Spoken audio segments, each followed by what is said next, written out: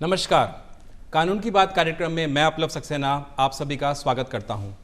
जैसे कि आप जानते हैं, कानून की बात में हम बात करते हैं किस तरह का कानून बना हुआ है हमारे और आपके लिए। देखिए, कानून के अगर हम नज़रों से देखें तो फिर चाहे वो महिला हो या वो पुरुष हो, दोनों के लिए समान कानून बने हुए हैं। लेकिन ज़रूरी कब हो जाता है? जब उन कानून के बारे में हमें पता ही ना हो, हमारे अधिकारों के बारे में हमें पता ही ना हो। और ये ज़रूरत शायद ज़्यादा बढ़ जाती है जब हम बात करते हैं महिलाओं के अधिकार के बारे में, क्योंकि शायद जागरूकता नहीं है, पता नहीं है, या फिर वहाँ कभी ध्यान ही नहीं पहुँचा है। तो आज आपका ध्यान हम यहाँ केंद्रित करना चाहते हैं, क्योंकि आज हम बात करने वाले हैं महिला और उनके अधिकारों के बारे में कि उनके कानून में अधिकार क्या हैं, उनके लिए किस तरह से कानून में प्रावधान दिया हुआ है। और इस विषय में मैं आप सभी से रूबरू कराना चाहता हूँ। हमारे बीच में आए जगदीश प्रसाद असवाल जी, आपका बहुत बहुत स्वागत है सर। आप एक IPS ऑफिसर रिटायर्ड हैं, बहुत बहुत स्वागत है कानून की बात में। और साथ ही साथ में हमारे बीच में आई हुई हैं अधिवक्ता राजस्थान हाई कोर्ट जयपुर से एडवोकेट दीप्ति जैन, आपका बहुत बहुत स्वागत है। और आप एक्स सोशल सेक्रेटरी रह चुकी हैं राजस्थान हाई कोर्ट जयपुर में, बहुत बहुत स्वागत है आपका दीप्ति। तो दीप्ति, मैं आपसे शुरुआत करता हूं क्योंकि आप एक महिला हैं, तो इस सवाल को शुरुआत करना मैं आपसे चाहता हूं। महिलाओं के अधिकार की जब हम बात करते हैं तो महिलाओं के अधिकार क्या हैं और उसको किस तरीके से कानून देखता है और उसको किस तरह से कानून में प्रावधान दिए गए हैं? अपलव जी, मैं बताना चाहती हूँ कि हमारे संविधान में महिलाओं और पुरुषों को समानता का अधिकार दिया गया है, किंतु हमारी सामाजिक व्यवस्था इस तरीके से रही है कि महिलाओं के साथ दोयम दर्जे का व्यवहार किया गया है, उपेक्षापूर्ण व्यवहार किया गया है। इस वजह से महिलाएं अपनी सम्मानपूर्वक जीवन नहीं जी पा रही हैं। तो कानून में कुछ इस तरीके के प्रावधान किए गए हैं कि जिससे महिलाएं अपनी डिग्निटी के साथ में जी सके। तो इसके लिए कार्यस्थल पर अगर उनके साथ कोई गलत घटना होती है तो उसके लिए मतलब कानून में प्रावधान दिया गया है। मैटरनिटी लीव का उनके अंदर प्रावधान दिया गया है, बच्चे हो तो उनको छुट्टी दी जा सकती है। इसके साथ ही घर में घरेलू हिंसा होती है तो उससे भी सुरक्षा का उनको मतलब कानून के अंदर प्रावधान दिया गया है। साथ ही मतलब ये टॉपिक इतना बड़ा है कि बहुत सारे महिलाओं के लिए अधिकार है, जिसमें सबसे जरूरी जानकारी जो मैं बताना चाहती हूँ अपनी महिला साथियों को, वो ये है कि एक अनुकंपा नियुक्ति, जिसमें कि यदि कोई सरकारी नौकरी में कोई आदमी की मतलब पर्सन की डेथ हो जाती है तो महिलाएं यानी बेटी हो या बहू हो, उसको भी अनुकंपा के तहत उनको नौकरी दी जा सकती है। अच्छा, तो उनको मतलब वो रिप्लेस कर सकते हैं। ये बहुत ही आई थिंक बहुत इंपॉर्टेंट इन्फॉर्मेशन, और ये इन्फॉर्मेशन हमें जानना इसलिए ज़रूरी है क्योंकि कहीं ना कहीं ये सवाल आता है कि अब क्या होगा, अब घर कौन पालेगा, या अब हमारे घर का ख्याल कौन रखेगा। जगदीश जी सर, मैं आपके पास आना चाहता हूँ। बहुत साल पुलिस में आपने सेवाएं अपनी दी और आज भी कहीं ना कहीं सामाजिक तौर पर आप जुड़े हुए रहते हैं हमेशा। महिलाओं को लेकर के पुलिस किस तरह से एक्ट करती है? पहला स्टेप क्या होता है जब कोई भी कंप्लेन, कोई भी कंसर्न पुलिस स्टेशन पहुँचता है? जब कोई महिला पुलिस स्टेशन पहुंचती है जी, तो उनका विशेष ध्यान रखा जाता है जी। वो इसलिए कि महिलाएं जो है वो पुलिस स्टेशन में कंफर्टेबल फील नहीं करती है जी, इसलिए वहाँ पे एक महिला डेस्क अलग से बनाया गया है। ठीक है। और वहाँ जाकर के महिला से बात करेगी तो वो कंफर्टेबल रहेगी। अच्छा। और अपनी जो भी बात है वो उनसे बता सकेगी। अगर रिपोर्ट दर्ज करानी है तो रिपोर्ट दो तरह की होती है, एक कॉग्निजेबल ऑफेंस की, एक नॉन कॉग्निजेबल ऑफेंस की। अगर कॉग्निजेबल ऑफेंस है जी तो FIR दर्ज करना ही पड़ेगा। ठीक है। और नॉन कॉग्निजेबल ऑफेंस है तो उसके अंदर केवल रोजनामचे के अंदर रिपोर्ट लिखी जाएगी। ठीक है। और उसकी कॉपी जो है, कॉपी तो दोनों केस में दी जाएगी, कंप्लेनेंट को FIR की कॉपी भी दी जाएगी और रोजनामचे की रिपोर्ट की कॉपी भी दी जाएगी जी। और रोजनामचे की कॉपी की रिपोर्ट लेकर के वो महिला मजिस्ट्रेट के सामने जाकर के पेश होके वहाँ पे प्रोसीडिंग्स वहाँ चालू करा सकती है। तो उससे उनको जो भी कानून में प्रावधान है, जैसे IPC के अंदर सज़ा लिखी हुई है, ठीक है, CRPC के अंदर प्रोसीजर लिखा हुआ है जी, तो उसके हिसाब से वो फिर आगे की प्रोसीडिंग चलेगी। हाँ, प्रोसीडिंग चलेगी। और मजिस्ट्रेट कंसर्न जो है अगर प्रिवेंटिव एक्शन लेता है तो in accordance with the IPC provisions and in accordance with the CRPC provisions वो आगे कार्रवाई करेंगे।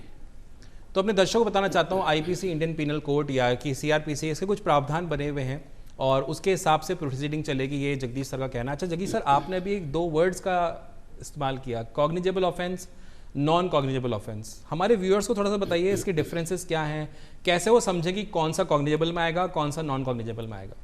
जैसे मान लीजिए कि कोई हर्ट करता है किसी को जी और केवल स्लैप मारता है जी, तो ये स्लैप जो है वो ग्रीवस हर्ट नहीं है, सिंपल हर्ट है ये, मतलब किसी की डेथ ही नहीं हो जाएगी हाँ, नहीं, और कोई ग्रीवस भी नहीं है, कोई जैसे जो है हड्डी टूट जाए या इस तरह के कुछ नहीं है।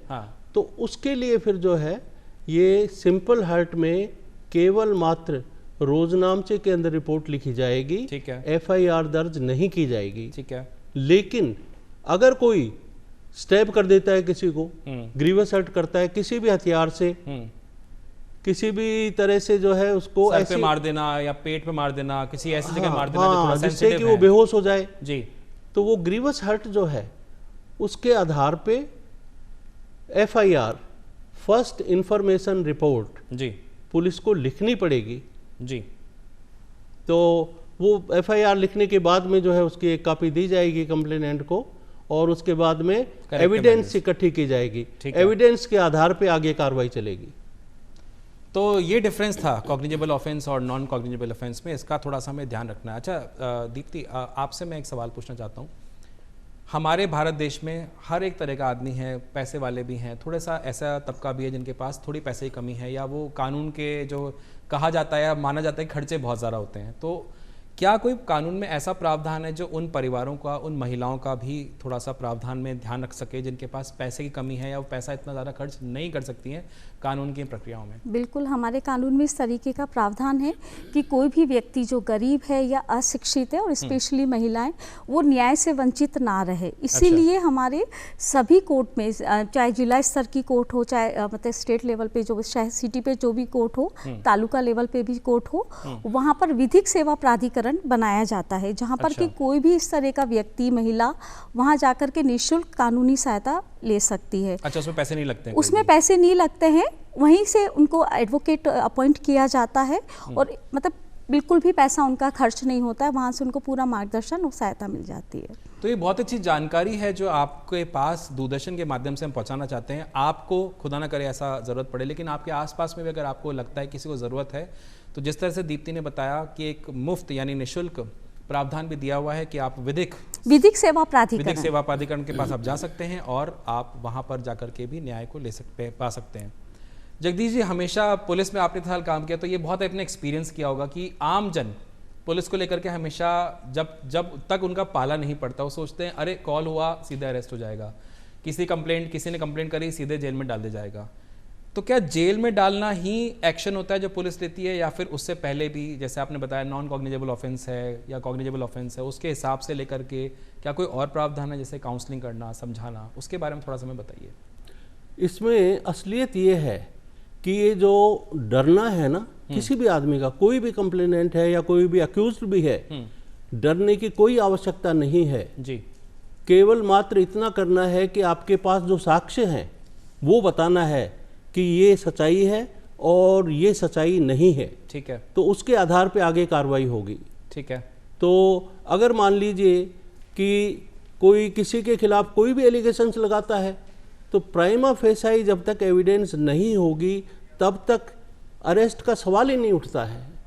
अरेस्ट का सवाल जब उठेगा जबकि एविडेंस से प्राइमा फेसाई मिल जाए और प्रॉपर एविडेंस मिल जाए, एडुकेट एविडेंस मिल जाए, उसके आधार पे अरेस्ट करेंगे। लेकिन अरेस्ट करने से पहले कारण बताएंगे कि क्यों अरेस्ट किया जा रहा है, और अरेस्ट भी, लेडी का अरेस्ट केवल लेडी ही कर सकती है। अच्छा, लेडी पुलिस, ऐसे नहीं कि भाई जेंट पुलिस, और वो भी जो है खास करके दिन के टाइम में, बिफोर सनराइज और आफ्टर सनसेट कभी अरेस्ट नहीं किया जा सकता है। मतलब रात में अरेस्ट नहीं होगा? हाँ, रात में अरेस्ट नहीं होगा, दिन में ही होगा। और महिलाओं का, और ये महिलाओं की बात चल रही है तो इसलिए मैं कह रहा हूँ कि दिन में ही अरेस्ट होगा और दिन में ही जो है उनके खिलाफ जो भी कार्रवाई होगी वो महिला लेडी पुलिस के सामने ही ये सब होगा। अच्छा। जिससे कि उनको कोई किसी प्रकार का डर ना रहे।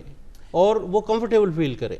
एक चीज़ मैं सवाल आपसे और पूछना चाह रहा हूँ, ये बहुत अच्छी इन्फॉर्मेशन वैसे हमारे सामने शेयर हुई है कि देखिए नाइट में अरेस्ट नहीं हो सकता है, या महिला को अगर अरेस्ट करना पड़ता है तो महिला पुलिसकर्मी ही जाके अरेस्ट कर सकते हैं, तो कुछ प्रावधान दिए हुए हैं। लेकिन सर मेरा सवाल वापस से आपके पास ये आ रहा है कि क्या अरेस्ट ही एक सोल्यूशन है? क्योंकि देखिए महिलाएं जब घर पे किसी भी तरीके से वायलेंस झेलती हैं तो कई बार वो भी नहीं चाहती कि उनके परिवारगण किसी भी तरह से ट्रबल में आए, अरेस्ट हों, केसेस चलें। तो क्या ऐसा कोई प्रावधान है पुलिस के पास में कि वो महिलाओं की साइड सुन के, समझ के, साक्ष्यों को देख करके काउंसलिंग कर सके या समझा सके परिवार वालों को, हस्बैंड को कि भाई इस तरह से नहीं करे? क्या इस तरह का प्रावधान होता है पुलिस में, या सीधे जाके कोर्ट में जाना पड़ता है? इस तरह के प्रावधान हैं, और जैसे कि कहा जाता है मुंडे मुंडे मतिर भिन्ना तुंडे तुंडे Saraswati, ideas vary from person to person जी। लेकिन इसका मतलब ये नहीं है कि भाई जो है मतभेद है तो इतना है कि जाकर के और थाने में जाके रिपोर्ट लिखा दें। ये सब काउंसलिंग के थ्रू जो है पॉजिटिव एटीट्यूड के साथ उनको समझाया जा सकता है, keeping in view the welfare of the family. True, very true, वो जरूरी है। हाँ, इसलिए सबसे बड़ी चीज है इसके अंदर कि सबका हित किस चीज में है, ठीक है, समझौता करने में है हाँ। या आगे लड़ाई बढ़ाने के अंदर है हाँ। तो अगर कोई नेगेटिव माइंड है, वो तो जिद्दी टाइप जो होता है वो तो लड़ाई बढ़ाएगा। लेकिन जो समझदार है, जिसमें विजडम है, जो फैमिली का ध्यान रखता है और जो हाँ दूरदृष्टि है जिसकी जी, तो वो हमेशा यही चाहेगा कि काउंसलिंग के थ्रू जो है ये जो है समस्या का समाधान किया जा सके। देखिए यही बात ये मैं अपने तरफ से भी बताना चाहता हूँ दर्शकों को, दूरदर्शन के बिहाफ पे तो मैं बोलूँगा कि डरना नहीं है। हम अगर ये सोचते हैं कि पुलिस सिर्फ अरेस्ट करती है, ऐसा नहीं है। जैसा अभी जगदीश जी ने बताया कि पुलिस काउंसलिंग भी करती है। मैटर डिपेंड करता है कि वो कैसा मैटर है, उस समय सिचुएशन क्या है, क्या वो परिवार के हित में है कि काउंसलिंग करके, समझाइश करके यहाँ पर इस मामले को दबाया जाए, ख़त्म किया जाए, दबाना तो मैं गलत शब्द बोलूँगा, ख़त्म किया जाए, या फिर इसको आगे लेके जाना ज़रूरी है क्योंकि इतने सारे मनमुटाव हो चुके हैं कि अब इसको आगे प्रोसीड करना जरूरी है। तो उस हिसाब से पुलिस एक्शन लेती है। लेकिन पुलिस का सिर्फ ये काम नहीं है। जितनी भी महिला इस एपिसोड को देख रही हैं, इस प्रोग्राम को देख रही हैं, ज़रूर ये ध्यान रखें, डरना नहीं है। काउंसलिंग भी आपके पास एक ऑप्शन है। तो मन में अगर आपके रहता है कि सज़ा ना हो मेरे पति को, सिर्फ समझा के कोई चला जाए, तो वो पॉसिबिलिटीज़ हैं आपके पास में। और इसके अलावा एक बात और है जी कि मीडिएटर भी अपॉइंट होता है। अच्छा, वो मीडिएशन करता है। परिवार का भी हो सकता है, बाहर का भी हो सकता है। नहीं, मीडिएटर तो एडवोकेट होगा। अच्छा हाँ, एडवोकेट को ये जो है ऑथराइज किया जाता है मैजिस्ट्रेट के द्वारा जी कि भैया ये चीज सॉर्ट आउट करनी है आपने। अच्छा, दोनों को समझा करके हाँ, और ये सॉर्ट आउट करके, और फिर जो मीडिएशन में जो आता है, इनका समझौता हो जाता है, तो उससे बढ़िया कोई बात हो ही नहीं सकती है। सही बात है। और अगर समझौता नहीं होता है तो पीसफुली कैसे उनका डाइवोर्स हो सकता है, या कैसे जो भी समाधान हाँ, जो भी समाधान है तो हमेशा पॉजिटिव एटीट्यूड के साथ ही करना चाहिए। तो पॉजिटिव कानून रहता है, चाहे वो पुलिस हो, चाहे वो एडवोकेट हो, चाहे वो जज हो, चाहे वो पूरी कानून व्यवस्था हो, पॉजिटिव वो रहते हैं। पॉजिटिव आपको रहना जरूरी है। समस्या क्या है समझना जरूरी है, समाधान क्या हो सकता है जरूरी है, और उस समाधान को हम कितनी जल्दी पा सकते हैं। समाधान की बात कर रहे हैं दीप्ति, अभी ये मेरा आपसे एक क्वेश्चन था कि हाँ। गरीब महिलाएं होती हैं। अब इसमें मेरा एक थोड़ा सा और सवाल आ रहा है। देखिए, गरीबी एक अपनी जगह है, या फिर पैसे की कमी एक अपनी जगह है, लेकिन किसी के साथ कोई हादसा हो जाता है, घर में किसी के हस्बैंड एक्सपायर हो गए, या कोई ऐसा हादसा होगा कि अब उनको क्वेश्चन आ गया व्हाट इज़ नेक्स्ट, अब मैं कैसे अपने आप को, अपने घर वालों को, अपने बच्चों को पालूं, जिसको हम कानूनी भाषा में भरण पोषण भी कहते हैं। उसको लेकर के थोड़ा सा प्रावधान बताइए कि वो हमारे व्यूअर्स जरूर जानना चाहेंगे। बिल्कुल अपलव जी, जब कभी किसी महिला के पति एक्सपायर हो जाते हैं और उसके सामने ये समस्या आ जाती है कि अब मेरा जीवन यापन कैसे चलेगा, तो कानून के अंतर्गत ये प्रावधान दिया गया है कि यदि उसका पति एक्सपायर हो गया है तो वो अपने ससुर से भी अपना भरण पोषण की डिमांड कर सकती है। और अगर ससुर नहीं है तो उसके ससुराल में जो भी हैं, चाहे उसके जेठ हो, चाहे वो देवर हो, जो कि सक्षम है, वो उनसे भी अपने भरण पोषण की मांग कर सकती है। अच्छा, तो मतलब ज़रूरी नहीं है कि सिर्फ अगर पति को कुछ हो गया है तो उसके परिवार वालों को भी। तो ये बहुत अच्छा पॉइंट है कि आप इसको नोट डाउन कर लीजिएगा कि ये कहीं ना कहीं क्वेश्चन आता है कि अब मेरा क्या होगा। तो ऐसा नहीं है, कानून में देखिए प्रावधान आपके लिए भी दिए गए हैं। जगदीश जी, एक सवाल एकदम से जब आप बात कर रहे थे, एफआईआर की बात हो रही थी, कॉग्निजेबल नॉन कॉग्निजेबल ऑफेंस की बात हो रही थी, तो एक सवाल आ रहा था, ये लिमिटेशंस होती हैं और इस बारे में ज़रूर व्यूअर्स जानना चाहेंगे। घटना कहीं घटी, महिला आज कहीं पर है, मान लीजिए वो अपने मायके चली गई है, अब क्या कोई ऐसा प्रावधान होता है कि वो शिकायत वहीं आसपास में किसी थाने में जाके दर्ज करा दे? क्योंकि इतना ज़रूरी नहीं है कि घटना मान लीजिए कहीं 500 किलोमीटर दूर घटी और अब वो वापस 500 किलोमीटर अपने मायके आ गई हैं और अब वो वापस 500 किलोमीटर जा कर के उस घटना को एक्सप्लेन करें, थाने में जाएं, तो क्या कोई ऐसा प्रावधान है कि वो अपने आसपास के थानों में इसकी शिकायत कर सकती हैं और पुलिस को संज्ञान में ले?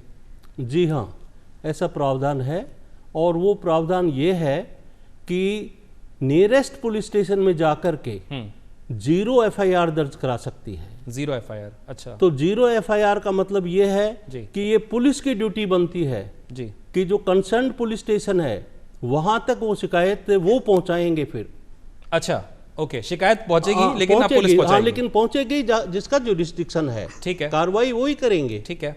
लेकिन इनकी सुविधा के लिए, महिलाओं की सुविधा के लिए ये प्रावधान है कि बाकायदा नियरेस्ट पुलिस स्टेशन में जाकर के भी और एफआईआर दर्ज करा सकती है और उनको दूर जाने की आवश्यकता नहीं होती है। ये उनकी सुविधा के लिए है। तो देखिए कितनी अच्छी बात सामने आ रही है, क्योंकि ये भी कहीं ना कहीं डर रहता है कि अब मैं इतना दूर ट्रैवल कैसे करूंगी, मैं अब कैसे जाऊं थाने में, पता नहीं मैं इतनी दूर जाऊंगी तो कैसे होगा, क्या होगा। तो आप अपने जहां पर भी हैं नियरेस्ट पुलिस स्टेशन में, जैसे जगदीश सर ने बताया, 0 एफआईआर, इस टर्म को आप कहीं नोट कर लीजिएगा, ये आप दर्ज करा सकती हैं। और अब वो जो नियरेस्ट पुलिस स्टेशन है वो एक्शन नहीं लेगा, वो सिर्फ आपकी बात को कम्युनिकेट करेगा। जहां पर जो पुलिस स्टेशन एक्शनेबल है या जो एक्शन लेगा वहां तक आपकी बात को कम्युनिकेट किया जाएगा। वो पुलिस स्टेशन अब उस पर फर्दर इन्वेस्टिगेशन किया या जो भी एक्शन लेना है वो करेंगे। तो 0 एफआईआर आपके लिए एक ऐसा समाधान है जहां पर आप अपने घर के आसपास ही इस समस्या का एज ऑफ नाउ समाधान ढूंढ सकते हैं, आपको बहुत ज़्यादा दूर नहीं जाना है। दीप्ति, एक सवाल आ रहा था कानून की, देखिए आप एक महिला हैं तो ये बात आप अच्छी तरह समझा पाएंगी। आप फॉर्चुनेट हैं कि आप एक वकील भी हैं, आपके पास कानूनी बहुत सारी आपको नॉलेज भी है कि आप कैसे कर सकते हैं, क्या कर सकते हैं। लेकिन मैं एक आम महिला की बात करूं जिसको कानून के बारे में बहुत ज़्यादा नहीं पता है, कोई घटना घटती है, कोई बात होती है, उन्हें किसी भी चीज़ का समाधान चाहिए। हमेशा ऐसा हमारे समाज में बोला गया है कि कानून आपके लिए है और कानून के पास आपको जाना चाहिए, लेकिन ये कानून के पास जाना ही पहला पॉइंट है? क्या कोई ऐसा प्रावधान है कि कानून के पास जाए बिना भी अपनी समस्या का हल हो जाए?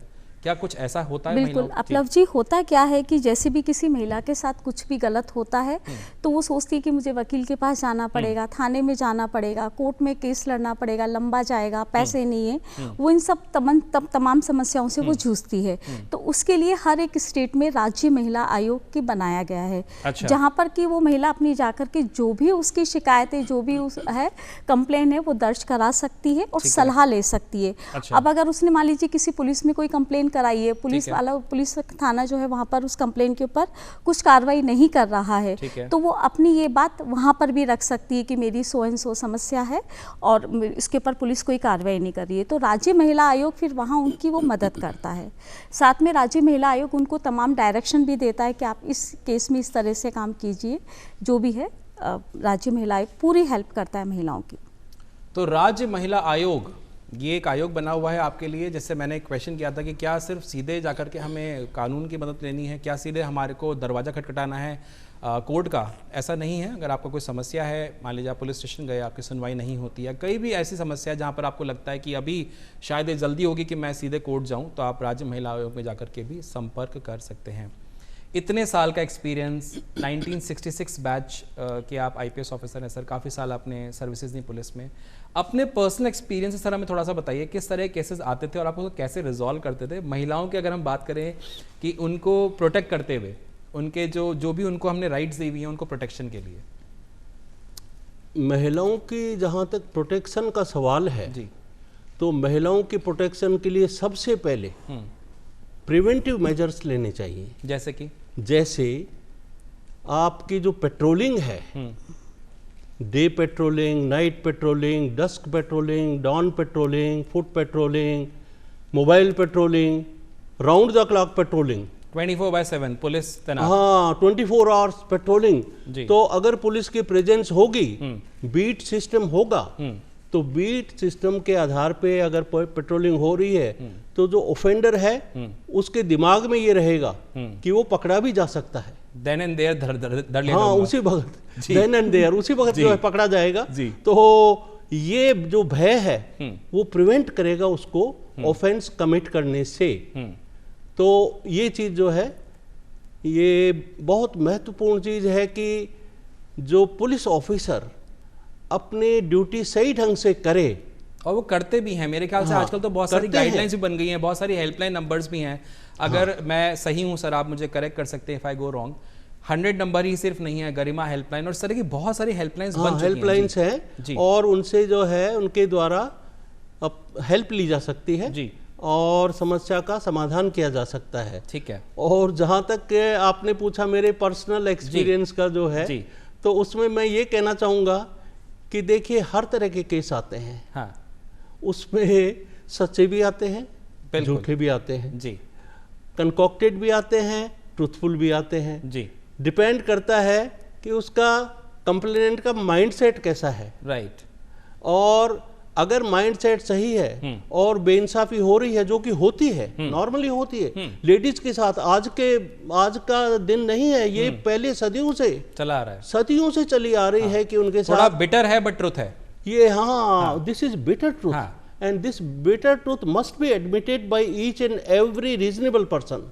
Very true sir. हाँ, ये एडमिट करना चाहिए, ये एडमिट करना चाहिए और लॉजिक को समझना चाहिए। हाँ। तो उसमें जो भी महिला जिसके खिलाफ किसी प्रकार का भी ऑफेंस हो रहा है, 100 तरह के ऑफेंसेस होते हैं। किसी को परेशान सेक्सुअली असॉल्ट कर रहे हैं, बस में जा रही है धक्का मार रहे हैं, जान करके जो है उससे टच हो रहे हैं, रोक रहे हैं और इसी प्रकार से जो है दुराचार होता है। हाँ, वो शादी के बाद भी होता है या किसी तरीके से, वो सब एक्सप्लॉयटेशन जिसे हम कह सकते हैं। एक्सप्लॉयटेशन जी।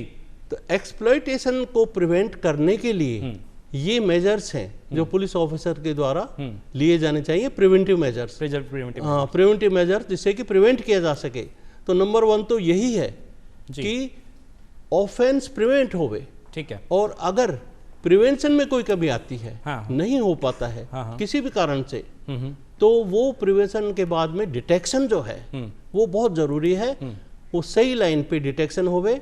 और डिटेक्शन का मतलब ये है कि भाई आप अपनी ड्यूटी करते हुए आप सही निर्णय पे पहुंचे, क्योंकि हमारे लॉ के अंदर ये लिखा हुआ है कि प्रिजम्पशन जो है ना वो अक्यूज्ड के फेवर में है।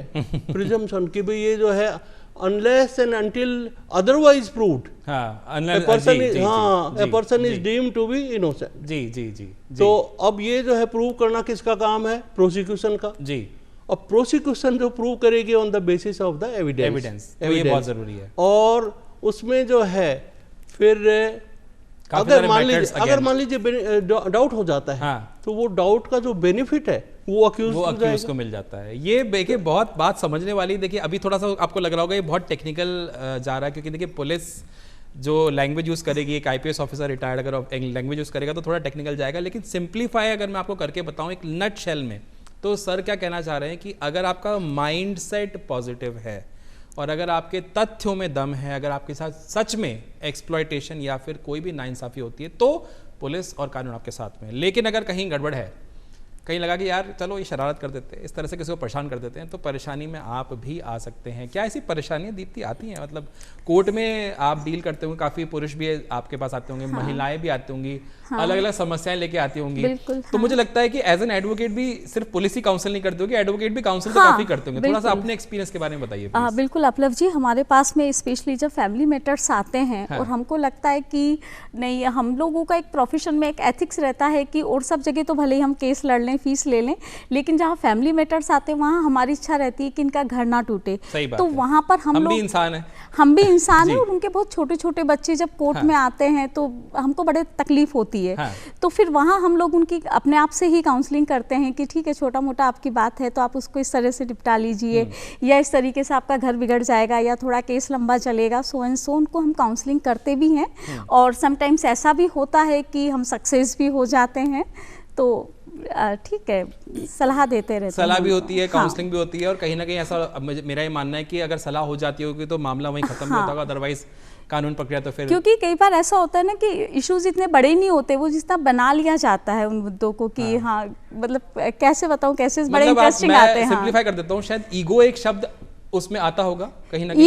ईगो एक शब्द आता है, स्पेशली अगर आप 25 साल बाद तलाक के लिए आप आ रहे हैं कोर्ट के अंदर। शादी के 25 साल बाद जब आप तलाक के लिए आते हैं तो हमें बड़ा हैरानी होती है कि जहाँ उनके बच्चों की शादी हो रही है वहाँ वो हस्बैंड वाइफ अब तलाक ले रहे हैं, तो वहाँ फिर हमारी एक मतलब एक अलग ही प्रेशर रहता है कि नहीं अब इनकी तो समझाइश की जाए तो बेटर, बिकॉज उनके बच्चे सामने हैं, तो हम लोग करते हैं एफर्ट्स इस सिलसिले में। तो देख रहे हैं आप, इंसान एडवोकेट भी है, एडवोकेट भी इंसान ही, बल्कि मैं उल्टा बोल गया, और इंसान पुलिस भी कहीं ना कहीं एक इंसान ही वहाँ पर काम करता है। तो इंसान हमेशा ये चाहता है कि आपके साथ भला हो, आपका घर ना टूटे, या फिर आपके साथ कोई भी किसी भी तरह का इंजस्टिस हो रहा हो, कोई राइट्स आपके वायलेट हो रही हैं, वो ना हो, ये हर कोई चाहता है। और हमारा भी ये दायित्व बनता है कि सामाजिक होने के नाते हम इन दायित्वों को पूरा करें।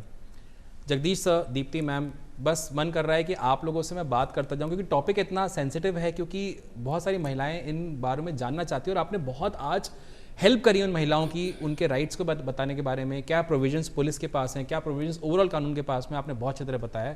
लेकिन समय हमें कहीं ना कहीं रोकता है, तो जाते जाते मैं आपसे सर चाहूँगा कि आप हमारे व्यूअर्स को क्या संदेश देना चाहते हैं।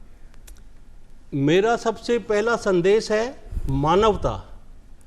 मानवता, एक जो होमोसेपियन है वो जब तक इंसानियत की बात नहीं करेगा, जब तक वो उसका माइंडसेट, मैं तो सिख माइंडसेट मानता हूँ उसको, और अगर उसमें मानवता है तो वो इज्जत करेगा दूसरे की, और महिलाओं की सबसे ज़्यादा वो इसलिए सबसे ज़्यादा इज्जत उसकी इसलिए करेगा कि उनके खिलाफ सबसे ज़्यादा ऑफेंसेस होते रहे हैं आज तक, सदियों से होते जा रहे हैं, कई कारण हैं उसके। तो उन कारणों से जो है ये जो ऑफेंसेस होते हैं उनको प्रिवेंट करने के लिए ये हर एक व्यक्ति की ड्यूटी बनती है। जैसे हमारे फंडामेंटल राइट्स है ना, इसी तरह से फंडामेंटल ड्यूटीज भी हैं जी। तो 51A के अंदर लिखा हुआ है कि ये हर एक सिटीजन की ड्यूटी बनती है कि वो महिला की डिग्निटी को प्रोटेक्ट करे। तो हम सबको मतलब इसमें एक्शन लेना है, सोसाइटी हाँ, एज सोसाइटी के अंदर जो है जितने व्यक्ति हैं वो अपना जो इस प्रकार का बिहेवियर करें, उनका आचरण ऐसा हो, जैसे कि कहते हैं कि it is always better to light a candle. तो इसीलिए हमें अपने दायित्व को, देखिए यही बात हो रही है, दायित्व हमें अपने निभाने हैं। सोसाइटी में हम अगर रहते हैं तो सोशल वैल्यूज, ड्यूटीज हमारे लिए बहुत जरूरी है, वो हमें निभाना है। दीप्ति जी, आप क्या कहना चाहती हैं, आपके इसमें व्यूज क्या हैं और आप हमारे को क्या संदेश देना चाहती हैं? बिल्कुल अपलव जी, मैं यही कहना चाहती हूँ अपनी सभी महिला साथियों से कि आप शिक्षित बनिए अगर आपको एक सम्मान पूर्वक जीवन जीना है तो। शिक्षा बहुत जरूरी है, तो शिक्षा बहुत जरूरी है, और साथ ही साथ में शिक्षा ही नहीं, अवेयरनेस भी बहुत जरूरी है। और ये अवेयरनेस आप तक पहुंचे, इसलिए दूरदर्शन इस तरह कार्यक्रम आपके बीच में लेके आता रहा है, लेकर आता रहेगा। और आपका दायित्व क्या है, जो आज आपने सीखा है, जो आज आपने जाना है, भगवान न करे, ऊपर वाला न करे, आपको इसकी ज़रूरत पड़े या ना पड़े, आपको अपने तक ही ये नॉलेज नहीं रखनी है, आपको सोशल मीडिया के थ्रू इसको स्प्रेड करना है, अपने संगी साथियों को बताना है कि देखिए ऐसे ऐसे प्रावधान हैं, ऐसी ऐसी चीज़ें हैं जो हमारे लिए, हमारे बेनिफिट्स के लिए बनी हुई हैं, जिसमें हमें अपना कहीं ना कहीं जाकर के ख्याल रखना है और सोसाइटी को भी पॉजिटिव मैसेज देना है। फिर मिलेंगे एक और विषय के साथ में, तब तक अपना ध्यान रखें। नमस्कार, जय हिंद। और आप दोनों का भी बहुत बहुत धन्यवाद। जय हिंद। धन्यवाद।